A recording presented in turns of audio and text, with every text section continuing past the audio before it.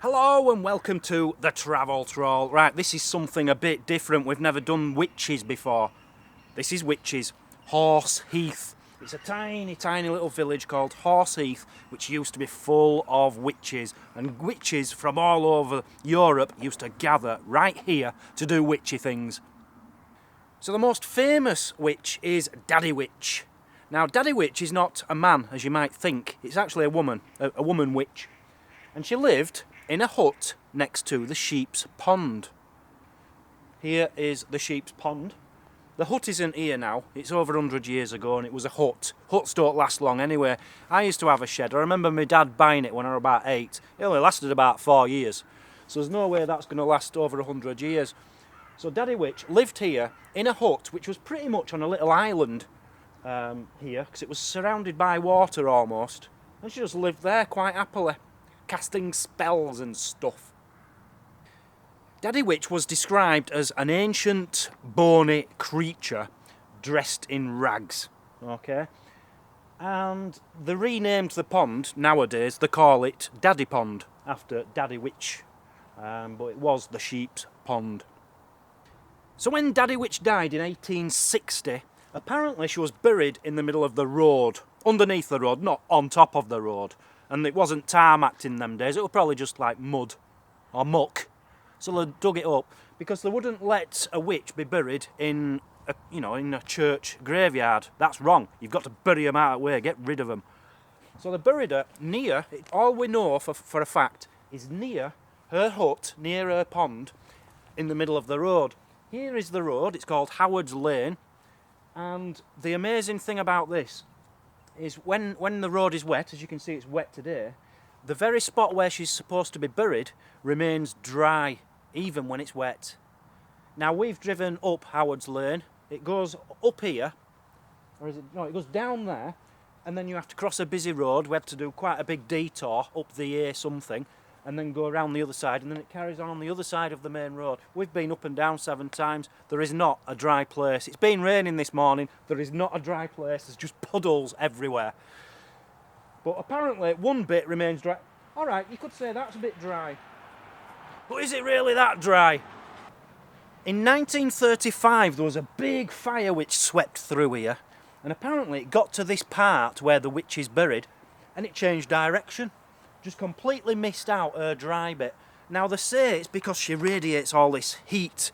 I don't know why she radiates it. Why would she radiate heat? I don't know. No, we don't know why. But apparently it can't get wet because it's just too warm is the road where she's buried. What does it feel? That actually feels quite wet and cold.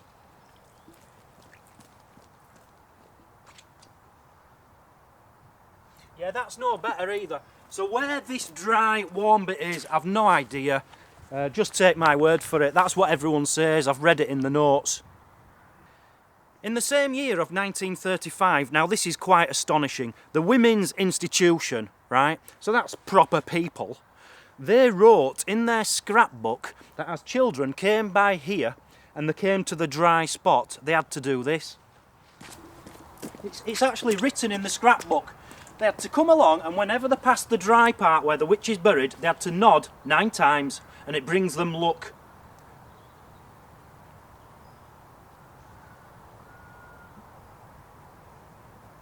So there you go, I'm going to get some good luck now.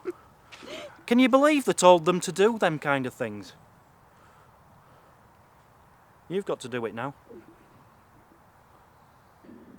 So you're wondering why they called her Daddy Witch, aren't you? Now, Daddy is a word which it's used for like the lord of the Wicca. The traditional lord was called the Daddy, all right, for Wicca, which is witchcraft, which paganism, I presume, is the same thing. I don't know. Now, I quite like witches, I quite like paganism. I've nothing wrong with that, so don't be thinking I'm putting them down. I'm just going by what's in the notes. Some people don't like it. And some people interpret the word daddy as meaning the devil. So they're saying she could be, she's a witch and she's there to work for the horned one, if you like. That's the devil. Now we've just been to Bartlow, and apparently a witch was buried there as well, at a crossroads. Now it's said, anything to do with witches, if you get a witch, you bury her at a crossroads. This isn't a crossroads, so that goes against what I'm trying to tell you now. But if you find anything which belongs to witches, you buried it at a crossroads. And apparently it's because it confuses. Witches are trying to do something directly bad, and if you put it at a crossroads, the bad things don't know which way to go. So that's all. This is true. People actually did this. They buried things at crossroads to try and stop the evil from happening. Just to give you an example, because everybody in the old days, they did believe in witchcraft. They believed it was true, and they went to extraordinary lengths to try and get rid of witches. One thing what they used to do, talking about crossroads, in Shropshire, alright, it's not here, but there's something written down where someone said, if you've got a wart, you've got to rub an ear of wheat, you know the end of a piece of wheat, you've got to rub that onto the wart, and then you've got to wrap the wheat up in a piece of paper and throw it at a crossroads, and then your warts would disappear. But the next person who picks that piece of paper up and looks at the wheat gets the wart. It's all true. They did this. They thought it were true. To stop people like the Daddy Witch putting spells on you, people used to give her gifts. Because if you give her gifts, she'll, if you're kind to her, if you're nice to her, she'll be nice to you. She was, she'd be all right in everyday society. She wouldn't be an horrible, nasty woman. She'd be a normal, nice woman. But if you did wrong, she'd put spells on you. So, for example, there was a farmer here who was growing turnips, and his turnips, weren't growing too well, and he thought she might have put a spell on her. So he got some of his best turnips and he left her on a doorstep right outside a hut here at the pond, and his turnips started growing well again. Things like that. Children, when they're walking along, they'd leave a couple of pence on a doorstep. I bet she were quite a rich woman. They wouldn't have called her a witch to her face. She'd have been known as the wise woman, the local wise woman. But one thing you can't do is accept a gift from a witch, because that gift could be dangerous. Apparently she sent some currants to a young lass in London once, and the young girl wouldn't eat them. Could be full of a spell, could put something in her body and make her turn into a troll. Now, if you thought that you had a spell cast on you by Daddy Witch or any other witch, they used to do something. There's a way you can find out if it was a witch or not, if it was a witch's spell which has given you some bad luck. Let's say your hens have stopped laying eggs, and you might be thinking, witch has done that, it's witch's fault. To find out if it was the witch, they used to do this. This is a true story. This is what they did in the 1800s. You get a pint and a half glass bottle, right? You half fill it with water, you put in a lock of your hair, an ounce of new pins with the heads facing downwards. This is all true. Some rusty nails from an old shoe, and a pair of your fingernails. So if it's your thumbnail, it'd have to be your other thumbnail as well. Same with your toes. If it was your second toe in, you'd use the second toe in on the other side. Put them in the bottle as well. They did this. They really did this. What a set of idiots. And then what did you do? Oh, then you put a cork in the bottle and you put it on the fire. So you put the bottle on the fire, and you've not to say a word, and you've just got to wait. Now, if the witch comes running to your house screaming, it means that she did put a spell on you. If she doesn't, then she didn't put a spell on you. Simple as that. So people used to do that. Something else they used to do is put steel on the doorstep and under cushions. So if the witch came round, she wouldn't cross the steel, because witches don't like steel. I didn't know that. Did you know that? No. You did know that, because I told you last night. I forgot. Pay more attention. Now, witches have imps.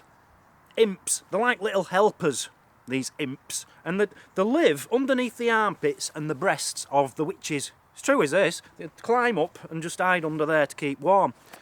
But they had to be kept busy. So they insisted, they were like the devil's work. This is the devil helping the witch, if you like. They would insist on giving some naughty work to do, otherwise they'd get irritated. So the witch had to make sure she sent them out. And what she'd tend to do is send them out and spy on people, make sure people aren't saying bad things about her, doing bad things to her, and otherwise she'll put a spell on them. So they're like her spies. Now it's said that these imps came in various forms, but they were always animals. Usually something like a toad or a frog, white mice. Apparently white mice has been said to be one. And the white mice, you could tell if they were imps because the tails were only 2 inches long. And everybody in Horseheath, if they see an animal in the house which shouldn't be there, they always threw it straight on the fire to kill it because they always thought it was an imp watching them. There was 5 imps in Horseheath apparently, which belonged to Daddy Witch. We had Bonnie, Blue Cap, Red Cap, Jupiter and Venus. That was the name of the imps. She named her imps. There were people in the olden days whose job it was to find witches and basically get them hung, get rid or drown them, get rid of witches forever. And one way they used to do this is they'd find on women's necks or on the body like blemishes, and they'd say that is an imp which has been nibbling on the witch. Okay, it could just be a wart or a rash, it could be anything. But that was just an excuse for witch finders to have them drowned or hung. And this happened. Hundreds and hundreds of people were just killed for having a little spot on the neck. How bad is that?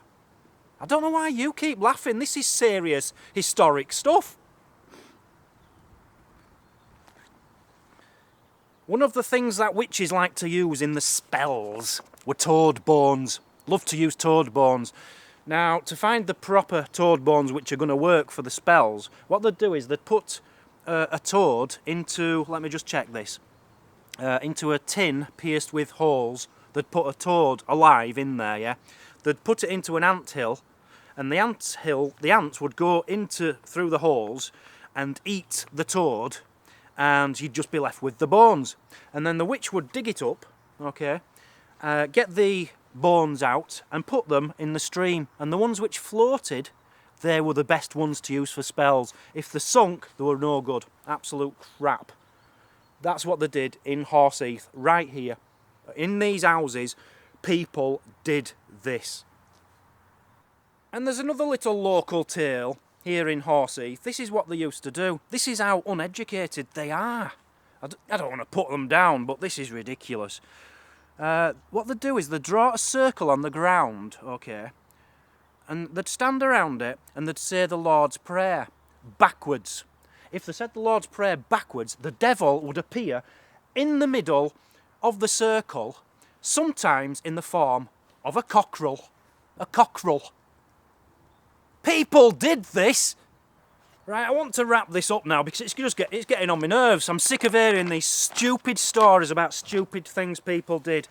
All the young men at all the dances, you know, at the village hall when they'd have a dance on a weekend, all the young men would always ask the witch to dance because apparently witches were the best dancers. Okay, witches could dance. That's one little bit. And this is my last story because it's so ridiculous, it's untrue. To guard against a witch, right, what you had to do is go to the shop and buy half of a pence worth of salt and not say thank you or please, and then you won't get a curse from the witch. I've never heard so much trash in my life. And the last story is a ghost story. There's a man who lived in a farm, Limbury Farm, and on this lane, Money Lane it was called. No, it wasn't this lane then, it were a different lane in Horseheath, another road on Horseheath, but it was here. Apparently he hid a load of money on this lane when he was alive, but then he died and he comes back. He comes back constantly and people are walking along the lane and they can hear somebody say, "Grab a shovel and come with me." Because he's still looking for his money. He can't find it, he can't remember where he buried it. But he's come back as a ghost and apparently he says to people walking along the lane, "Grab a shovel and come with me." Horseheath, honestly. I'm not saying they're like that nowadays, but back in the 1800s and earlier, just full of nutters, absolute nutters. Witches, wizards, imps and ghosts and idiots who believed in all that stuff. That's the end, that's the end. Do you want to give the story any marks? Is it worth any marks? 7. 7? 7. Yeah. I'll give it a 5 because it was a very hard one to do. Here's my notes, you can screw them up, put them in the back of the cart. Let's move on to the next one. Thank you for joining us here at Horseheath. Many thanks for watching, guys. Please don't forget to click like, subscribe, leave a comment and share the video. And be sure to check out my other channel, Deep Digger Dan, and my website, thetraveltroll.uk. You can also follow me on Facebook, on Twitter and on Instagram. But most importantly, please do donate to the charity which we're supporting in this county. All links to everything I've just mentioned are all in the description below. Please come back tomorrow as we continue our adventure to try and make the biggest video library of the sites of the UK. Goodbye!